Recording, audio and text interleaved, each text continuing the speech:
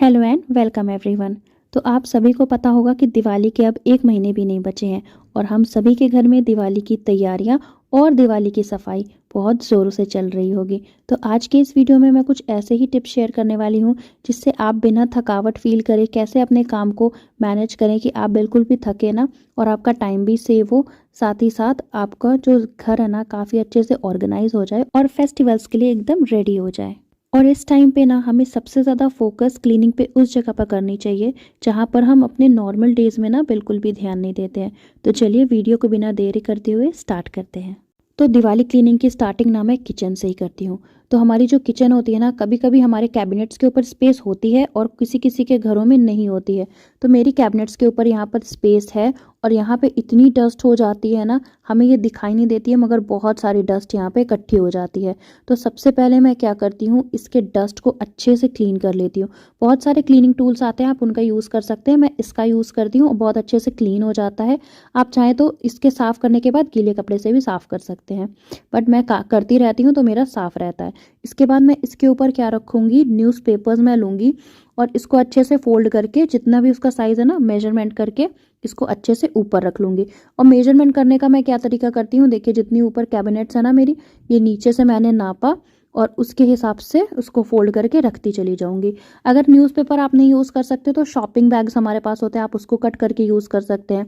Plastic sheets आती हैं, आप उनको यूज़ कर सकते हैं। मैं न्यूज़पेपर का यूज़ इसलिए करती हूँ क्योंकि ये थोड़ी सी स्पेस चौड़ी है और जैसे भी न्यूज़पेपर गंदे होंगे ना, इसको मैं रिमूव करके नया न्यूज़पेपर यहाँ पे लगा दूंगी।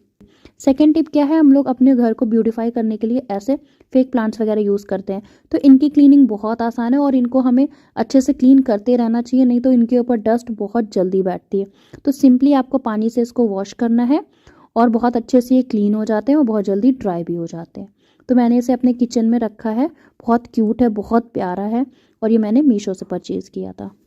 क्लीनिंग अगर आप रूम की कर रहे हैं या आप किचन की कर रहे हैं, कहीं की भी आप क्लीनिंग कर रहे हैं ना, तो सबसे पहली चीज़ जो आपको ध्यान रखनी है ना, आपको क्लीनिंग हमेशा टॉप टू बॉटम करनी है। मतलब ऊपर की चीज़ें आपको पहले क्लीन करनी है, बाद में आपको फ्लोरिंग करनी है। अगर आप फ्लोरिंग पहले कर लेंगे ना और फिर बाद में ऊपर की गंदगी गिरेगी तो आपको वो काम डबल हो जाएगा और आपको वो दोबारा करना पड़ेगा। तो किचन में मैंने पहले ऊपर के जितने शेल्फ के मतलब जो कबर्ड बनी थी उसके ऊपर की मैंने सारी क्लीनिंग कर ली है। सारी गंदगी थी जो नीचे गिर चुकी है। उसके बाद कैबिनेट्स की क्लीनिंग कर लें, या अगर आप चाहें तो कैबिनेट्स के अंदर की क्लीनिंग पहले कर सकते हैं। इसमें कोई इशू नहीं आएगा क्योंकि कैबिनेट्स हमारी क्लोज होती हैं। और ये देखिए कितनी गंदगी निकली है, जबकि मैं हमेशा इसे क्लीन करती रहती हूँ। किचन में हम लोग ना कैबिनेट्स के अंदर लाइनर्स भी बिछा सकते हैं। अगर आपने नहीं बिछाया ना तो आप उसे ज़रूर बिछाइए। मुझे इस टाइम पे चेंज करना था तो मैं नया लाइनर्स वगैरह ले आई थी। और अच्छे से पहले इनको ना, अगर आप गीले कपड़े से पोंछ रहे हैं तो अच्छे से फ़ैन चला दीजिए, ये अच्छे से ड्राई आउट हो जाए, उसके बाद ही आप इसके अंदर कुछ रखिए। और क्लीनिंग करते समय ना किचन की ये चीज़ हमें ज़रूर ध्यान देनी है कि हमारा कौन सा सामान किचन का है जो ख़राब हो रहा है या जिसे रिफ़िल करना है। तो ये कांच की बॉटल्स मैं यूज़ करती हूँ मसाला भरने के लिए, इनको मैं अच्छे से वाइप कर लूँगी। इतने गंदे नहीं हुए ये अभी क्योंकि न्यू मैंने परचेज़ किए हैं। और ये देखिए मिर्च थी मेरी, थोड़ी सी ये ख़राब हो रही थी तो मैं इसको अलग से एक प्लेट में निकाल के रख लूँगी। बाद में मैं इसे अच्छे से धूप लगा के इसको फिर से रख दूँगी। तो ये सारे जार हैं, मैंने सारी चीज़ें चेक कर ली हैं अच्छे से, कुछ भी ख़राब नहीं है। किचन में ना ऐसी बहुत सारी चीज़ें होती हैं जो चीज़ हम लोग कभी कभी रख के भूल जाते हैं। और इस टाइम पे ये सारी चीज़ें ज़रूर हमें देखते रहना चाहिए, किस चीज़ में फंगस तो नहीं लग रहा है, कोई चीज़ हमारी ख़राब तो नहीं हो रही है। अगर वो धूप दिखाने लायक है तो उसे हम लोग धूप भी दिखा देंगे। तो चलिए, पहले ये वाली मेरी कैबिनेट क्लीन हो गई थी तो इसमें मैं लाइनर्स ले आई थी, थोड़ा सा वुडन टेक्सचर में है ये दिखने में। तो चलिए फटाफट से फिर इनको मैं सेट कर लूँगी। और नापने के लिए मैं क्या करती हूँ, कैबिनेट्स के बाहर से इसको नाप लेती हूँ। हल्की सी जो उसकी लेंथ ना, थोड़ी सी कैबिनेट के बाहर से कम करके उसको कट कर लेती हूँ और कट करने के बाद इसको बिछा देंगे, एकदम परफेक्ट आता है ये। और एक दिखा देती हूँ मैं आपको कट करके, ये देखिए बिल्कुल परफेक्ट लग रहा है ये। इसी साइज से अब मैं सारे कट करके उनको लगा दूंगी। और किचन के कैबिनेट्स अगर अंदर से क्लीन हो जाते हैं ना, सारी चीज़ें बहुत अच्छे से मैनेज लगती है क्योंकि त्योहारों का और किचन का बहुत बड़ा संबंध है। तो मेरी मानिए ना, तो सबसे पहले आप किचन को अच्छे से ऑर्गेनाइज कर लीजिए, उसके बाद आप दूसरी जगह लगिए। और डीप क्लीनिंग की प्रोसेस ना हम लोगों को नवरात्रों के पहले स्टार्ट कर देनी चाहिए क्योंकि दिवाली के पास आते आते और भी बहुत सारे ऐसे काम होते हैं जिन्हें हमें करना होता है। अगर हम लोग सफाई करते रहेंगे तो और सारे कामों पर हमारा ध्यान नहीं जा पाएगा। और हमारी किचन की जो पेंट्री यूनिट होती है ना, या जहाँ पर भी आप अपना सारा राशन रखते हैं, उसको भी ज़रूर चेक कर लीजिएगा, क्योंकि कुछ चीज़ें ऐसी होती हैं जिन पर हमारा ध्यान नहीं जाता है। और हमें अपनी एक लिस्ट भी तैयार कर लेनी चाहिए कि हमें फेस्टिवल्स में क्या कुछ बनाना है। उस हिसाब से सारी चीज़ें हमारे पास अवेलेबल हो, ताकि लास्ट टाइम पे हमें मार्केट ना जाना पड़े। इस टाइम पे ही ना जितनी चीज़ें धूप दिखाने वाली होती हैं उनको अच्छे से धूप लगाकर हम लोग वापस कंटेनर्स में भर के रख देंगे।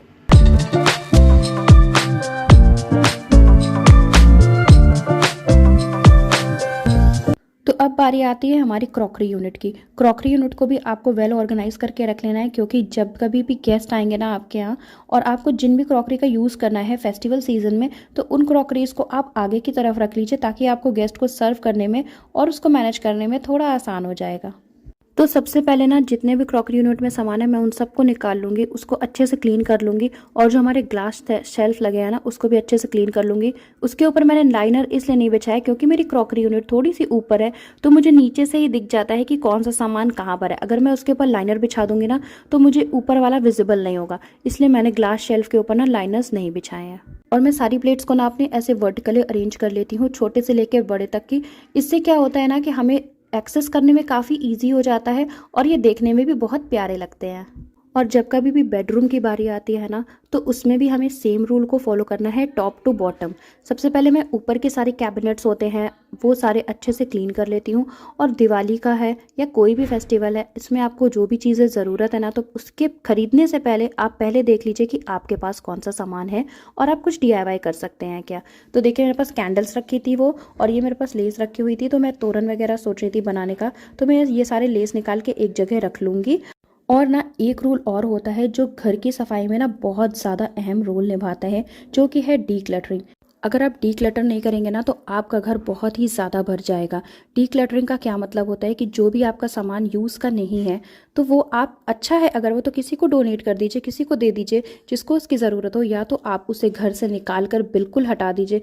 क्योंकि वो सामान जिसकी आपको बिल्कुल भी नीड नहीं है, आपके घर को उसकी कोई ज़रूरत नहीं है, फिर भी वो आपके घर में है और आपके घर का फालतू स्पेस ख़त्म कर रहा है। और ये देखिए कबर्ड्स को क्लीन करते समय ना कुछ कपड़े मेरे पास निकले थे, जिनको मैं अब नहीं रिपीट करने वाली हूँ, नहीं वेयर करूँगी। और ये अच्छे कंडीशन में है, तो मैं इनको एक झोले में अलग से करके रख दूँगी। और दिवाली से ही थोड़ी थोड़ी ठंड हमारी शुरू हो जाती है, तो मैंने देखिए ठंड के कपड़े भी निकाल के रख लिए हैं। इनको अच्छे से धूप दिखा के मैं रख दूँगी। अभी मैंने इसको अच्छे अलग से बॉक्सेस में रख लिए हैं, जिससे कि मुझे दिवाली के तुरंत बाद एक्स्ट्रा मेहनत ना करनी पड़े। तो ये देखिए सारी चीज़ें मैं अच्छे से अरेंज कर लूँगी अब अपनी वार्डरोब के अंदर। तो मैं ऐसे कार्डबोर्ड बॉक्स भी यूज़ करती हूँ, और इसको बनाना बहुत सिंपल है, मैंने अपने शॉर्ट्स में शेयर किया है, आप ज़रूर देखिएगा। कुछ भी नहीं है, इसको मैंने बस बॉक्स को उल्टा करके इसमें ऊपर हल्की से प्रिंट और डिज़ाइन बना दी है। आप चाहें तो इस पर पेपर भी चढ़ा सकते हैं, बट ये मुझे ऐसे ही अच्छी लग रही थी। तो ऊपर की शेल्फ पे मैंने सारे गर्म कपड़े निकाल के रख लिए हैं, और देखिए हमारी वार्डरोब भी क्लीन हो चुकी। और दिवाली के टाइम पे हम लोग डेकोरेशंस में ना बहुत सारी लाइट्स भी यूज़ करते हैं। तो नई लाइट परचेज करने के पहले हमारे पास जो पुरानी रखी है ना, उनको हमें चेक कर लेना चाहिए कि कौन सी हमारी वर्क करी है, कौन सी नहीं। अगर वो रिपेयर हो सकती है तो उसे रिपेयर करा ले टाइम से पहले ही। देखिए कितना अच्छा लग रहा है, ये स्टार लाइट है, बहुत प्यारी लगती है मुझे।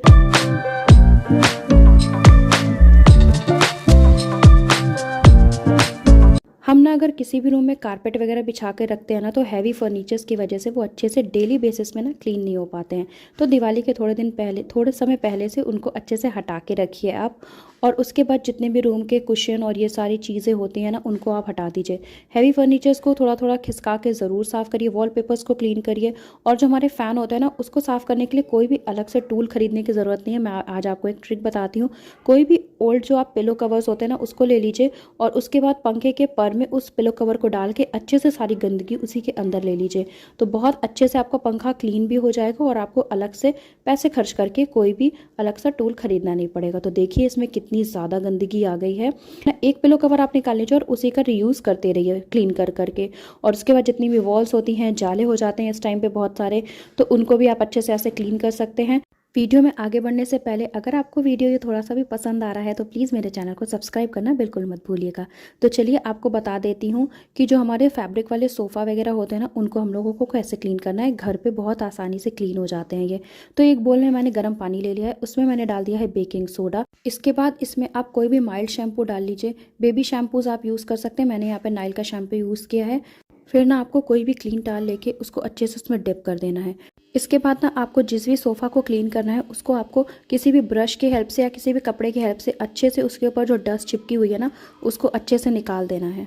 फिर देखिए हमने टॉवल ली है, टॉवल के ऊपर हम लोग ने एक प्लेट रख ली है। प्लेट रखने के बाद उसको अच्छे से पीछे से कवर कर लेंगे, एक हैंडल टाइप की बन जाएगी जिससे हमें उसको होल्ड करना काफ़ी आसान हो जाएगा।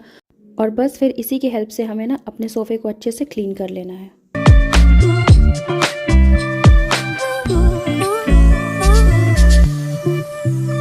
और ये देखिए कितने अच्छे से सारी गंदगी को इसने निकाल लिया है।